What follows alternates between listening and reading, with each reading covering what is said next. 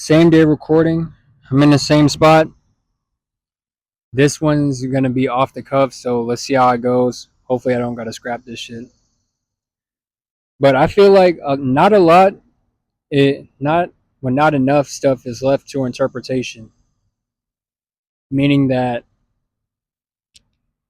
like everything doesn't need a meaning. Everything doesn't need like a deeper meaning or understanding or breakdown. Just let people do what they want with it. So what that what that being said means is like when you look at a painting and they don't have a description, people one person can look at it and see the glass is half empty, and another person can look at it and see the glass is half full. And then another person can come along and be like, shit, I don't see a glass at all, or this shit is completely empty, or this shit feels like my life right now, or somebody can be drawn to the colors of using a painting. Like it can be like a red or a pink background. Somebody can really be drawn to the pink and the blues and everything. And like the intricacies of it or like the canvas used. It's like there's something there for everybody. And you don't need to like force it to be this one narrative or explain your narrative, because the people who get it. The people who are for you will get it and will go ahead and decipher that to like get your intention behind it. Just like with music, some people don't like Juice WRLD's music because he's fucking negative all the time. Which yeah, the nigga raps and sings about his death, but other people will see that and be like, it's the way he copes. And then a third party will be like, him rapping about this shit makes me feel like I'm not alone. So shit, it makes me feel like I have a friend in him, and it makes the tough days not hurt as bad. And ironically, I've been a part of all three of those parties at one point in time. Like I started out as the party of like he's just rapping about drugs and how he copes because that's what rap is. Like you're rhyming, speaking fast, speaking in rhythm about your traumas, your vices, your feelings, how you feel. And yeah, that's essentially what rap is at its core. You're speaking about your problems, your vices, and coping and how to like make it change in a way. But then I joined the party of I'm sad, and him speaking about his sadness is speaking to me, and it's making me feel less alone, which that point in time in life was a very strange place because it's like I didn't want to be here, but I wanted people to be around, but then I also didn't want them to be around.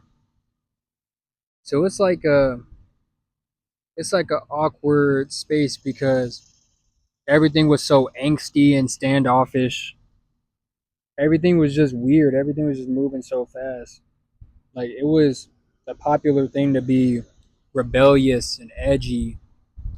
So all the sad, rebellious, edgy, depressed, emo people all stuck together. We all banded together, and it was like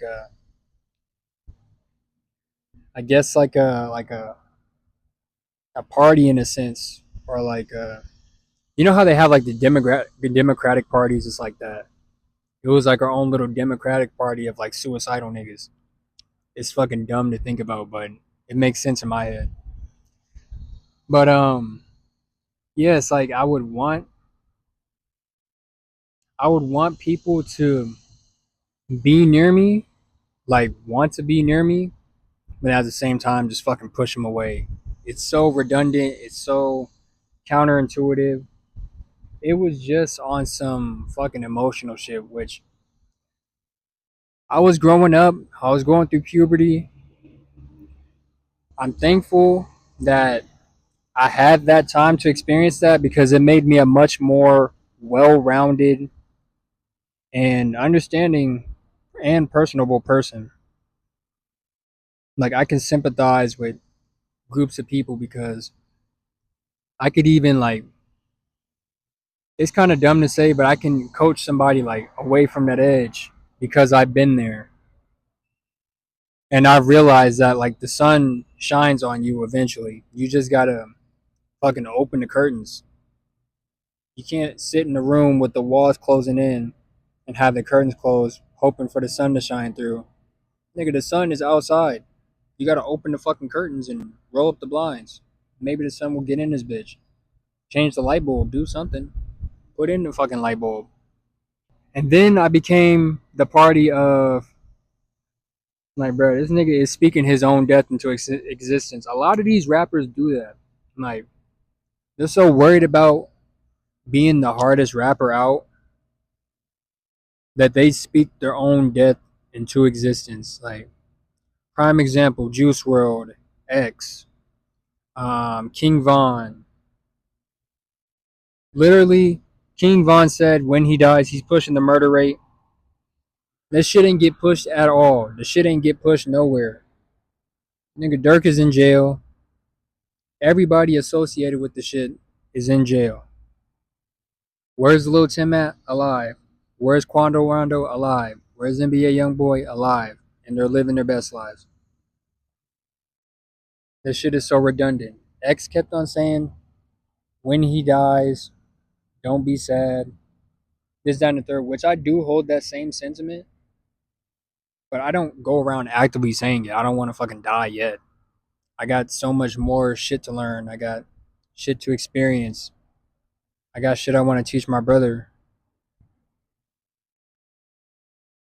But and then Pop Smokes, Pop Smoke death. I don't even remember that.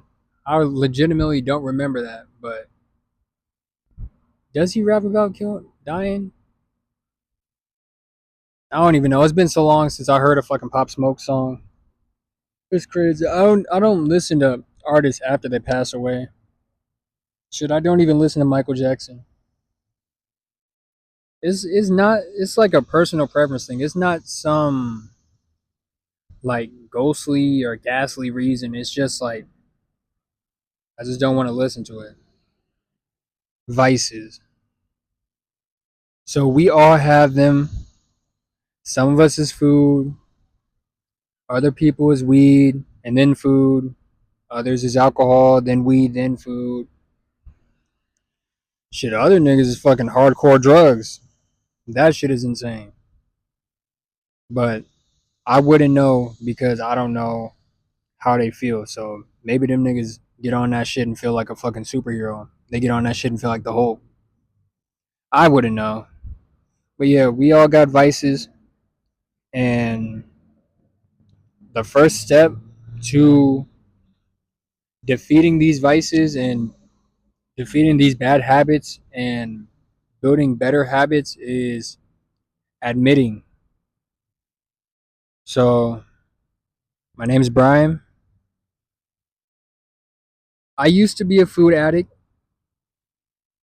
I used to eat a fucking lot. Now I'd say I've fucking, if anything, you look at me, you'll think I barely eat enough, but I feel like I eat enough. I watch my protein and carb intake. I'm not really good on the fats. I just rely on the fats that are already in the food and then maybe what's in like the seasonings that I use.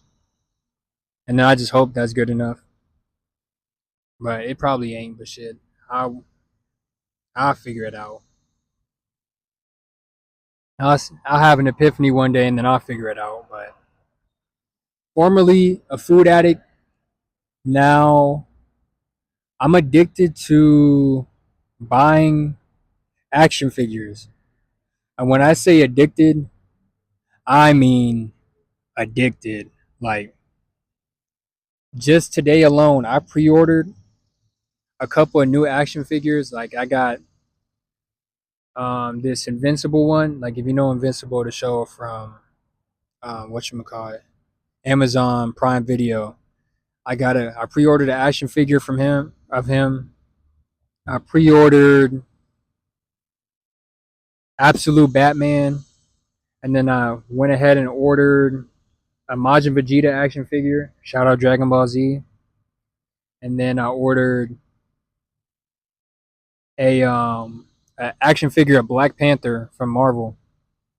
Meanwhile, I got a action figure of fucking Toji Fushiguro from Jujutsu Kaisen, and then I got two head sculpts for Gojo because I'm gonna take the Toji body and then do a custom and make it into Gojo.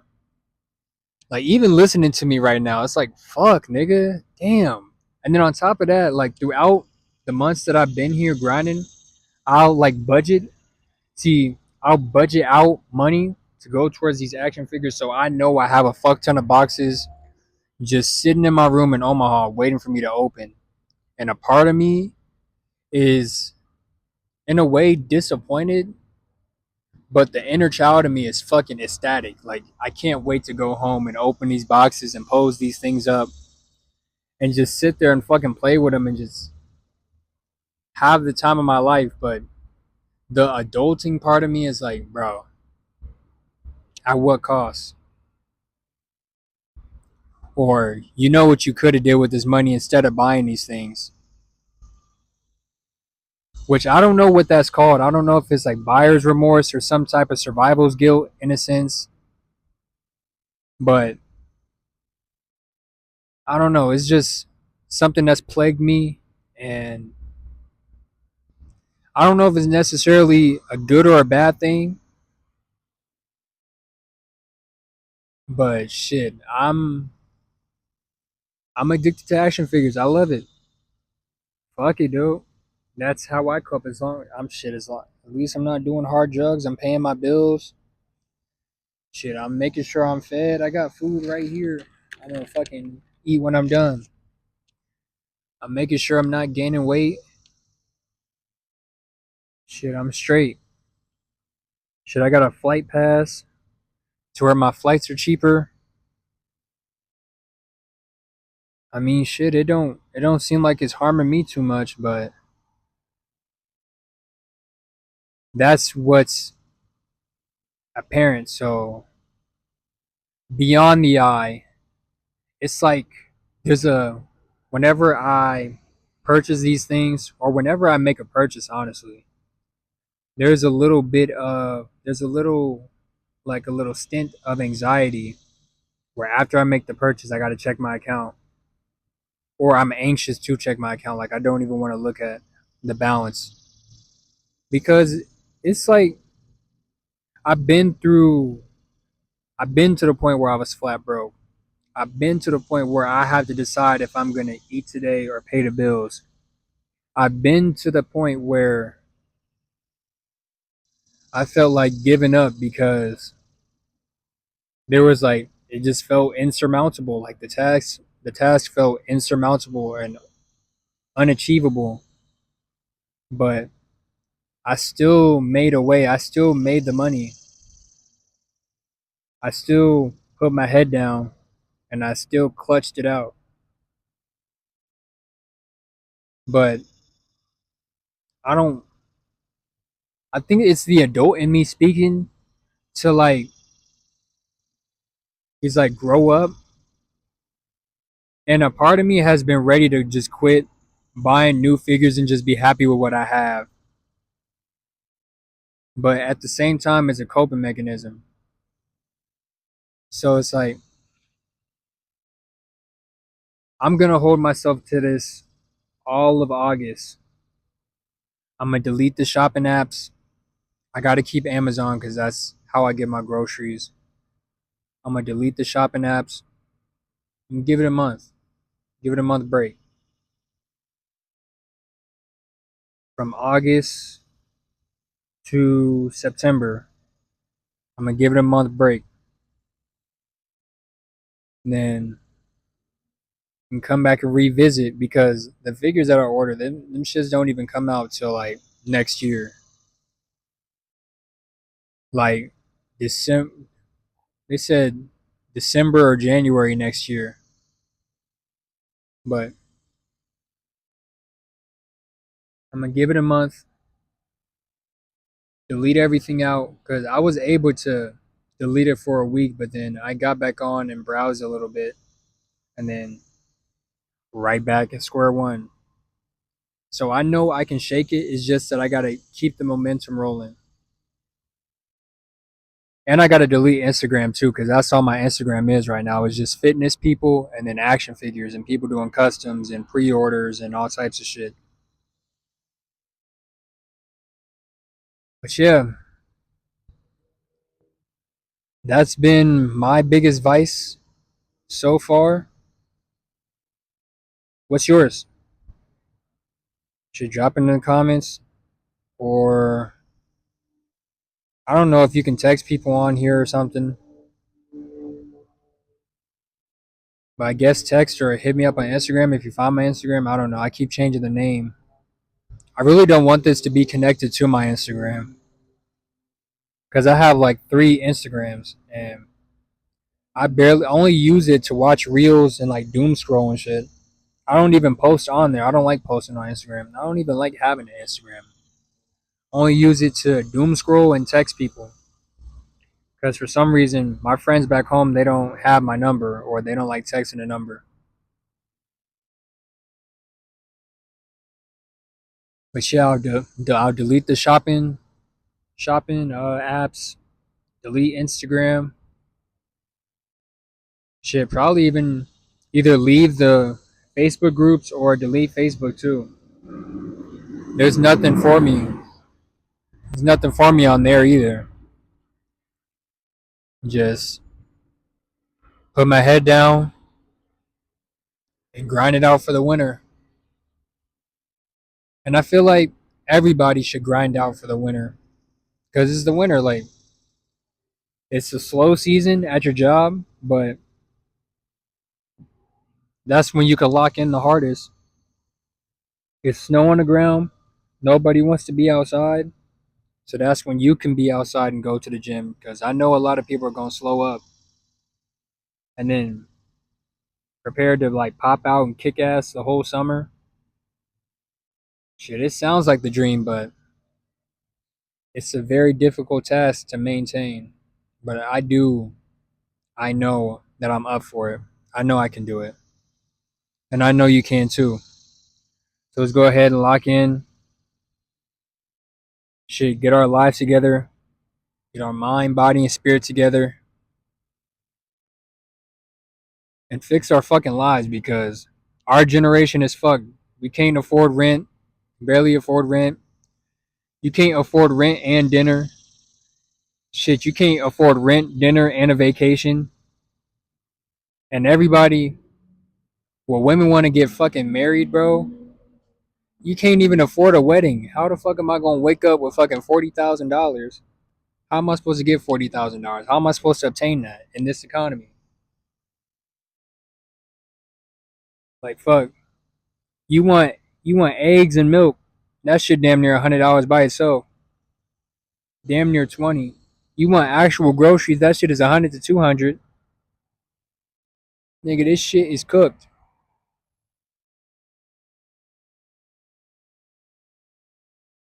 Shit, that's a story for another day. Shit, not my day, cause nigga, I'm not getting married. That shit over with. I ain't even getting into another relationship anytime soon. This shit dead.